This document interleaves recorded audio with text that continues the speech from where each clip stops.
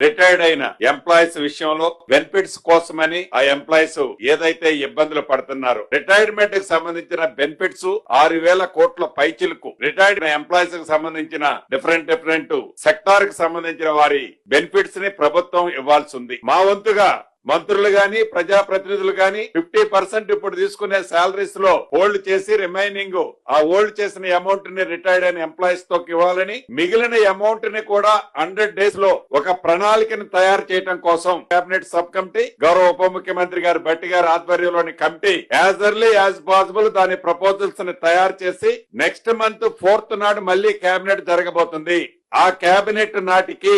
ఈ రిటైర్డ్ అయిన ఎంప్లాయీస్మెంట్ కి సంబంధించిన వారి బెనిఫిట్స్ అన్నిటినీ ఎలా ఇవ్వాలి, ఎలా ఇస్తున్నాము 100 డేస్ లో అనేది ఆ కేబినెట్ లో ఆమోదిస్తున్నామని చెప్పడానికి రిటైర్డ్ ఎంప్లాయీస్ అందరి పక్షాన నేను సంతోషంగా ఈ శుభవార్త వాళ్ళకి తెలియజేస్తున్నాను.